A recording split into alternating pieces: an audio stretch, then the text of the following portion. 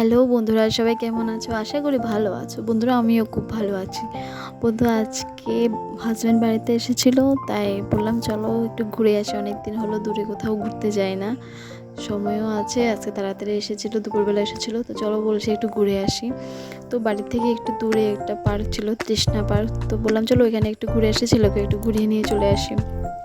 তো আমি, আমার হাজব্যান্ড, আমার ছেলে বেরিয়ে পড়লাম পার্কে যাওয়ার জন্য। তো আমার বের হতে হতে একটু দেরি হয়ে গেছিলো, লেট হয়ে গেছিলো, কারণ বাড়ির কাজ টাজ গুছিয়ে ভাত টাত খেয়ে রেডি হয়ে বেরোতে তো মেয়েদের একটু সময়ই লাগে, আর একটু আগে গেলে ভালো হতো। তারপর চলে আসলাম আমরা ওই পার্কে। এটা ছিল গেট, এখানে টিকিট কেটে তারপর ভিতরে ঢুকতে হয়। তারপর চলে গেলাম ভিতরে। মানে ভিতরে একটু পার্কটা যাওয়ার জন্য একটু হাঁটতে হবে, রাস্তাটা অনেকটা ভিতরে, হেঁটে হেঁটে যেতে হয়, পার্কটা অনেক ভিতরে।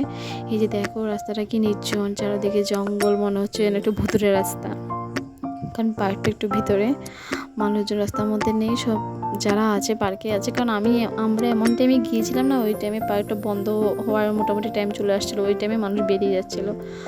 তো তারপর তাড়াতাড়ি হেঁটে চলে গেলাম পার্কে, অনেকখানি রাস্তা হাঁটতে হবে।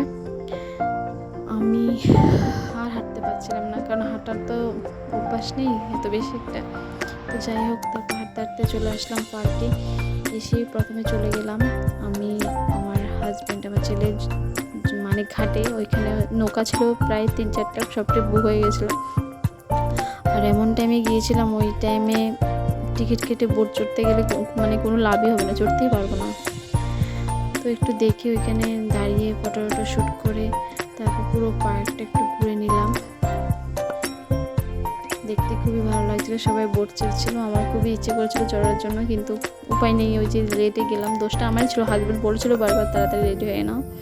তারপর পার্কটা একটু ঘুরে নেমে, এই যে দেখো বন্ধুরা, এই জায়গাটা মানে আমার খুবই ভালো লেগেছিলো। মনে হচ্ছিলো একটা অরিজিনাল গাছে অনেকগুলো পাখি বসে আছে। পাখিগুলো দেখতে খুবই সুন্দর লাগছিলো, কিন্তু এটা অরিজিনাল নয়, এটা ডুপ্লিকেট, হাতে বানানো হয়েছে। তারপর ছেলে ওইখানে একটু অনেক খেলনা জিনিস ছিল বাচ্চাদের, তো একটু চড়ে নিল, স্লিপার চড়ে নিল। ও উঠতেই চাইছিল না, ভয় পাচ্ছিলো। তারপর ও বাবা ধরিয়ে ধরিয়ে ওকে উঠালো। মানে আমাদের থেকেও ছেলের খুব মজা হয়েছিল ওখানে গিয়ে, খুব আনন্দ পেয়েছিল। তো ওখানে একটু ঘোরাঘুরি করে একটু বসলাম, দেখলাম দোলনা। তো ছোটোবেলায় দোলনা চড়তে খুবই ভালো লাগতো, খুবই চড়তাম। তো পার্কে গিয়েছি, বড় হয়ে গেছি, তাই দোলনা চড়বো না, সেটা কি কখনো হয়? তো মা ছেলে দুজনে একটু দোলনা চড়ে নিলাম, ওখানে বসলাম একটু। আমি, আমার হাজব্যান্ড, আমার ছেলে বসে অনেকক্ষণ আমরা কথা বললাম। অনেকক্ষণ বললে ভুল হবে, প্রায় 10-15 মিনিটের মতো বসলাম। তারপর ওরা গেট বন্ধ করে দেবে, সিটি দিয়ে দিল। তারপর বের হয়ে যাচ্ছি আমরা।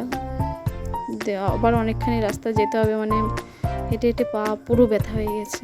তারপর হাঁটা শুরু করলাম, কি করব, যেতে তো হবেই, জঙ্গলে ভুতুরে রাস্তা দিয়ে, দেখো কেউ নেই। তারপর চলে আসলাম ওইখান থেকে, পাশেই আরেকটা পার্ক ছিল।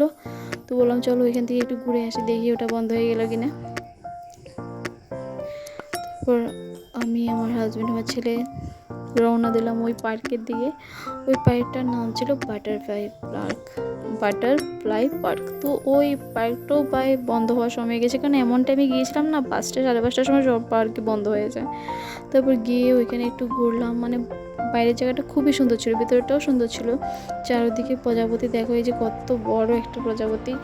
তারপর ওখানে একটু বসলাম, বসে একটু ঘোরাঘুরি করে তারপর আবার চলে আসলাম এখানে, একটু ফটো তুলে তারপর আবার চলে আসলাম। ওইখান থেকে চলে আসলাম একটা আশ্রমে, লোকনাথ বাবার আশ্রম। ওখানে ঠাকুরকে প্রণাম করে তারপর আসার পথে চলে গেলাম ননদের বাড়িতে। ওখানে গিয়ে একটু বসলাম, ননদের জামাই এসেছিল, ও ননদের বরের সঙ্গে একটু দেখা করে তারপর চলে আসলাম বাড়িতে। তো বন্ধুরা, আমার ভিডিওটা তোমাদের কেমন লাগলো কমেন্ট করে বলো, আমার চ্যানেলটা সাবস্ক্রাইব করে দেবে, আমার পাশে থেকেও। টাটা, ভাই।